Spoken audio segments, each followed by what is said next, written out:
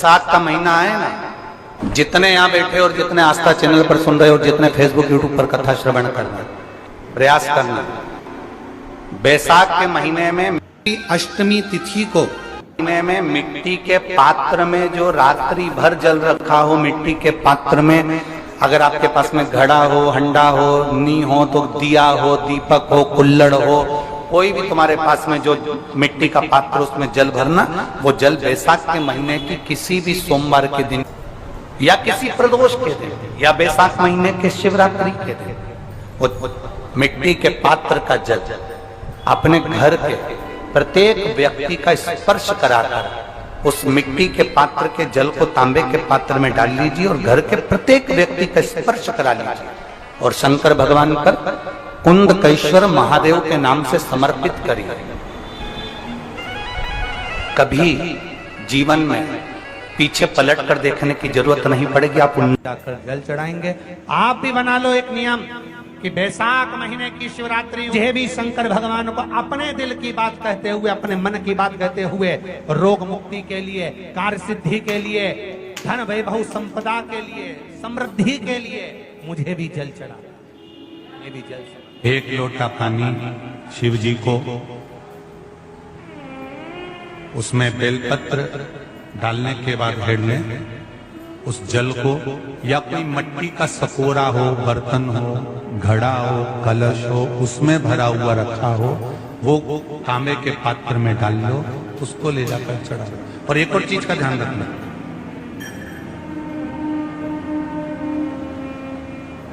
अगर असाध्य रोग, जैसे ऐसा रोग हो जो समाप्त नहीं हो रहा हो, कैंसर, किडनी, लीवर, या किसी का डायलिसिस चल रहा हो, या लीवर काम नहीं कर रहा हो, या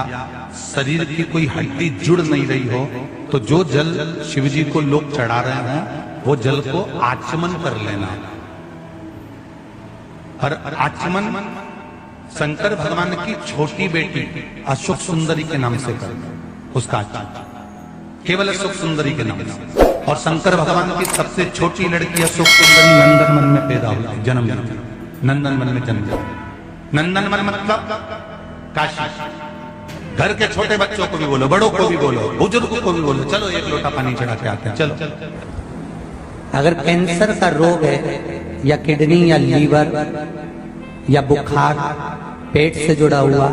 सिर से जुड़ा हुआ, कंधे से जुड़ा हुआ या घुटने से जुड़ा हुआ, या रीढ़ की हड्डी में कहीं पानी भरा गया हो, या कमर झुक रही हो, कोई भी रोग उधर से लेकर शरीर के अंदर नहीं भागता है और वो बेकार हो रहा है। तो बैसाख का महीना चल रहा है राकेश देवी जी, बैसाख का महीना चल रहा है। बैसाख के महीने की शिवरात्रि के दिन, बैसाख के महीने की जो शिवरात्रि आएगी, हर महीने शिवरात्रि आती है, तो बैसाख की जो शिवरात्रि है, इस शिवरात्रि के दिन सुबह 8 बजे से लेकर 11 बजे के बीच में एक लोटा पानी, उसमें थोड़ा सा बेल का फल मिल जाए, उस फल का थोड़ा सा भाग, या तो बेल का फल का अगर छिलका मिल जाए तो उसमें पानी भरकर तांबे के लोटे में डाल लो, या बेल का फल नहीं मिले तो बेलपत्री को लेके उसमें डुबो दो और डुबो के बेलपत्री को बाहर निकाल दो। वो पानी भगवान शंकर को शिवरात्रि के दिन, बैसाख महीने की जो शिवरात्रि है, बैसाख के महीने में प्रत्येक महीने शिवरात्रि आती है, बैसाख के महीने की शिवरात्रि के दिन सुबह 8 बजे से लेकर 11 बजे के बीच में शंकर भगवान को अपना रोग और बीमारी का लेकर शंकर भगवान को जल समर्पित कर जाओ। बाबा पर विश्वास रखकर चढ़ाना, धीरे धीरे ठीक हो जाओ। शिव से भगवान शिव की सुबह के समय जाता है। और अगर बेलपत्री का पानी नहीं मिले तो मिट्टी के पात्र का पानी, आपको कथा में कहा है, मिट्टी के पात्र का पानी वो भी शंकर भगवान को समर्पित कर सकते। जल बैसाख के महीने में शंकर पर शीतल जल समर्पित कर देने से शरीर के रोग समाप्त हो जाते हैं और रोग टिकता नहीं। शीतल और अगर शीतल जल का दर्शन करना हो तो कभी महाकालेश्वर अभियाल, कभी आप लोग लाइव दर्शन करते हो महाकाल के, तो महाकाल के दर्शन करेंगे तो वैशाख महीने में 5-5 घड़े मिट्टी के महाकाल राजा के ऊपर बांध दिए जाते हैं जल चढ़ाने के लिए। कभी आप लोग चकलेश्वर महादेव जाए मथुरा वृंदावन में गिरिराज जी की परिक्रमा, चकलेश्वर महादेव पे 5-5 मिट्टी के घड़े शिव जी के ऊपर बांध दिए जाते हैं। कभी काशी जाएं तो वहां पर मिट्टी का घड़ा शिव जी के ऊपर रख दिया जाता है। क्यों? क्योंकि वो मिट्टी के पात्र का जल जब बैसाख के महीने में शिव पर गिरता है तो जो उस जल को समर्पित करता है वो रोग से मुक्त हो जाता है, बड़ी बीमारी में घिरता नहीं। जयंत ब्राह्मण के मुख से श्रवण कर लिया था कि बैसाख महीने में अगर शिवरात्रि पड़े और उस शिवरात्रि पर एक कलश का पात्र, लोटा तांबे का या मिट्टी में रखा हुआ जल पात्र में लेकर एक बेलपत्र का छोटा सा भाग उसमें छुआया हुआ, और फिर निवेदन कर रहा हूं अगर बेलपत्र उस दिन नहीं मिले तो पात्र लेकर चले जाना मंदिर में। मंदिर में शंकर जी पे तो बेलपत्र चढ़ी होगी ना,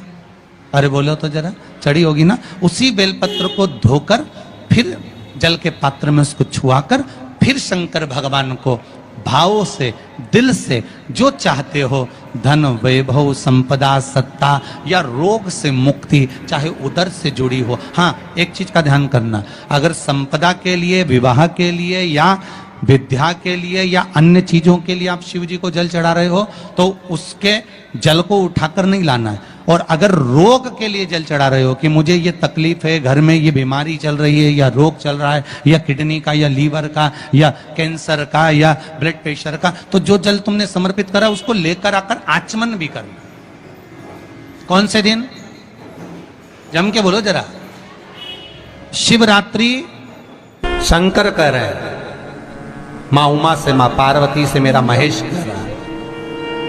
मेरा बाबा भोलेनाथ, मेरा बाबा विश्वनाथ, मेरा त्रिकालदर्शी कैलाशी अविनाशी कह रहा है कि हे पार्वती,